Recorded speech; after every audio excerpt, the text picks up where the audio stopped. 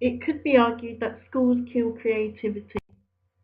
Creativity is seen as the use of ideas and imagination to create or invent something which is original. With thought, all subjects should be made more creative.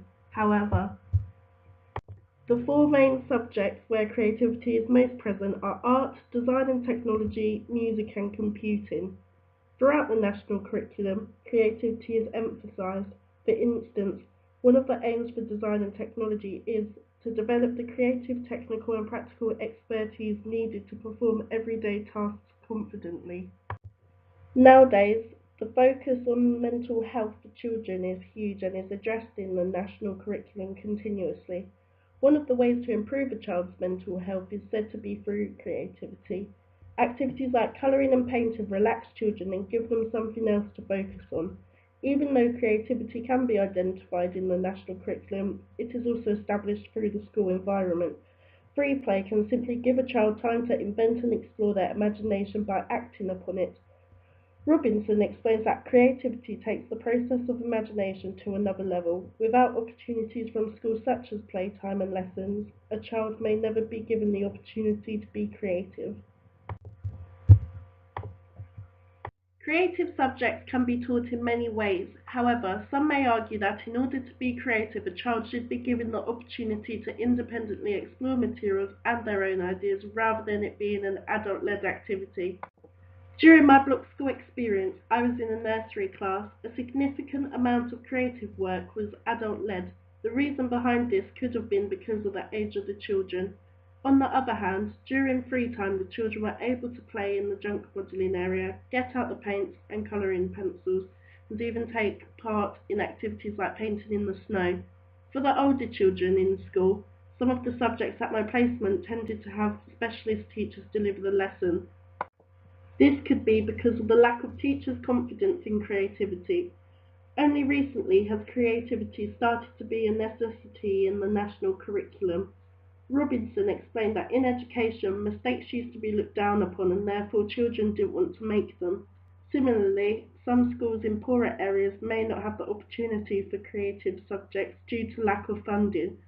Although subjects like art may just involve paper and pencils, DT could involve materials like metal or even fresh ingredients. Some may argue that the creativity of computing is killed by education. I would have to oppose this view for this subject as the children are provided with software which allows them to use their imagination and ideas to come up with something original.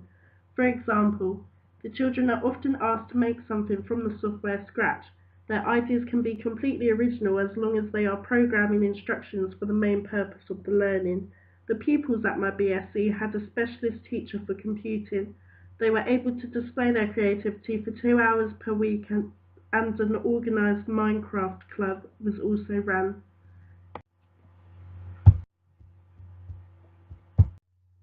On the other hand, music is a subject which, in my opinion, has been killed by education. The days are long past where you can play an instrument for the enjoyment of it. Many are forced to learn the theory behind the music, which means pupils become disinterested as it goes from a practical and creative subject to revision and knowledge. Similarly, the creativity behind art has been corrupted. Creative individuals are often discouraged by those in power. For instance, whilst choosing my A-levels, I was told by teachers to be mindful, as supposedly art is not useful when finding a career. Many would disagree with my teachers. Gardner adds that, to thrive in the future, organisations and individuals will have to be created or be left behind. Unless in a school which is unable to provide DT resources, the experience I have and have seen appear to be enriched in creativity. During my placement, the class were exposed to a lot of cooking. They made things like fruit kebabs, pastries, and cupcakes. I was also able to see other year groups make cushions and do basic sewing. To conclude, it is clear that from the past, creativity was majorly discouraged. As Robinson stated, there was an education hierarchy where the school and parents would prioritise the subjects based on the usefulness for work, which was then followed by academic ability. However, These times have changed as creativity is incorporated all over the national curriculum now, and children are being provided with rich experiences in music, computing, art, and DT.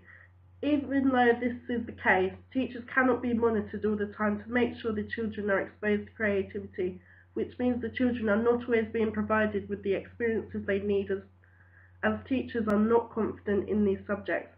Likewise, there is so much pressure put on the children to do well in assessments and exams that teachers feel like they need to focus on the input behind getting the good results. Therefore, education kills creativity.